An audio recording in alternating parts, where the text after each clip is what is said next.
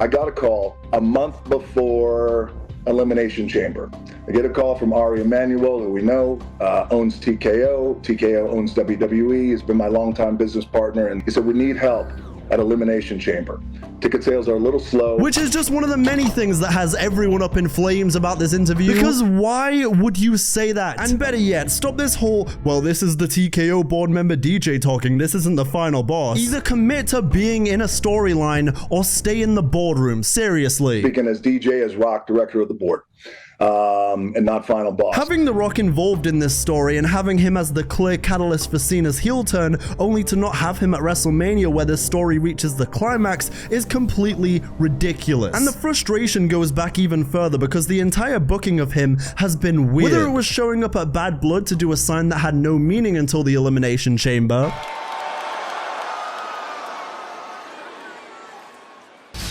or showing up on Raw and NXT just to be a completely different version of himself, dropping the storyline altogether, and then saying, just wait, The Rock is taking you on a journey. And then when you finally come back for the biggest heel turn ever, you actually end up meaning nothing to it because you were simply there to push tickets. What was the initial point of being at Bad Blood? What was it originally going to be if you weren't going to be at the chamber? And better yet, TKO, how about instead of bringing The Rock back, you make tickets a normal price for the consumer again? Why are ticket sales moving slow and the whole time it's because I have to sell my own soul to buy one? Well, then The Rock also said this. So when it comes to giving me your soul, giving the final boss your soul, that is what you want, not what the final boss wants.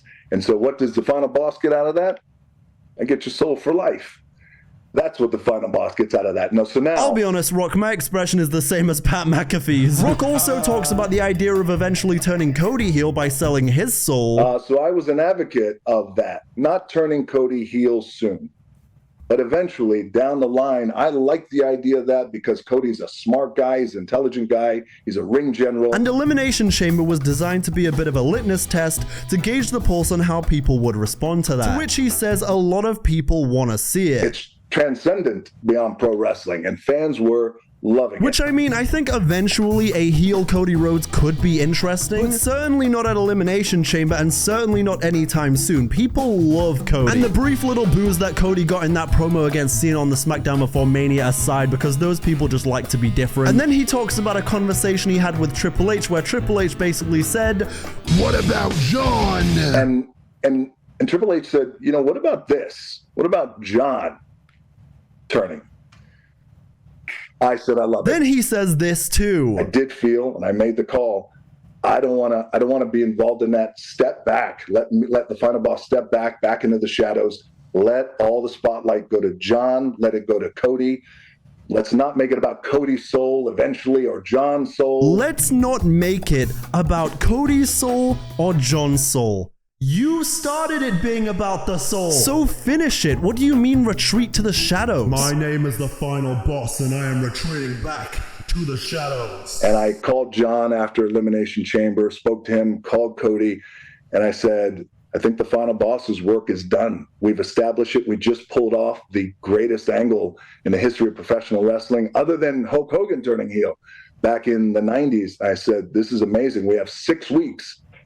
Now, let's build. You guys go and crush it, and I'll be right there with you, and I'm always here if you need me, but I think it's best for the final boss not to be involved in that finish. So he decided to start the story, but he never finished it. Bro is not Cody Rhodes. Because again, John Cena turning heel was not the end of the story. It was either the beginning or the mid-season finale of Cody's reign at best. And if it's a mid-season finale, it's a big moment, but we still got more to come. In no way, shape, or form was it the ending. I would have finessed things a little differently on how they got there, but that's just me creatively. It's not soul right now. Right now, it's not. But by the way, we'll go back to it. We'll still got it. Yeah. He says right now it's not about the soul, but Rock, wasn't that literally the original plot point? Isn't that the headline of this story? My brother, I don't want that. I want your soul. He also mentions that him being at WrestleMania would have led people to thinking there was going to be more to the story, and considering he has other commitments, he wouldn't have been around for all of it. To which I would go ahead and argue, wouldn't that have been a perfect way to send John Cena off to ruin wrestling if you were there for the climax at WrestleMania? Because WrestleMania has always been seen as a bit of a season finale anyway. They say it all the time, but Mania is like the wrestling season finale, both in ending stories and setting up ones for the next season. What better way to put a cap on the story than to end it by being there with Travis Scott? You recreate what you did at the Chamber, and then that's it. You can come back later in the year, but the importance of you being there since you initiated it is part of what I feel like he is missing. Which is very ironic because he also says this. I like to think that I keep not only my finger on the pulse of things, you and I have talked about this, don't keep your finger on the pulse, put your whole hand on the pulse of things. I don't know whose pulse your finger is on, but whoever that person is, they're dead. Rock also went ahead and said that another top guy who he calls Superman said his soul was for sale too. Most people have assumed that it was either Drew McIntyre or Seth Rollins. Who are these top guys who are saying, you know, one in particular who I love is my guy. I call him the Superman of the company. He's like, listen, my soul's for sale when it's time. And I said, I love it. Let's do it. So most people have assumed he's either talking about Drew McIntyre or Seth Rollins, but he does actually refer to Seth as the Superman earlier in the interview. Seth is always delivers. He's our Superman. I love that guy. I connected with him after the show. He's just phenomenal. You could count on him around every corner. Rock also talks about why Travis Scott was there and the fact that Travis is actually training for a match. Which, of course, by now most of us have heard about the rumors of Travis Scott training for a wrestling match. Because he loves wrestling. He's a huge fan and he respects it. He's working his ass off. I know that he has plans to train with Booker T. I don't know if it's happening already. It might be. Not quite too sure there on his schedule, but he loves the business. But the idea of one of John Cena's final 27 dates being a celebrity tag match, what happened to the game I love? Maybe Cena's really doing it. He is ruining professional wrestling. One positive of this interview, though, is how Rock gave Braun Breaker his props. Braun's been put in these positions, man, where he has really risen to the occasion. I'm not surprised. He looks like $1 million. He's believable. He's legitimate. And he comes from a hell of a bloodline in the Steiner family, which, as we know. So I was happy to see that last night. Happy to see the way it went down. He also had this to say about Roman Reigns and his part-time schedule. People calling him a part-timer really fuels the fire in him to show you, man, I'm a lot of things. And you want to call me a part-timer, but the company is still on my back.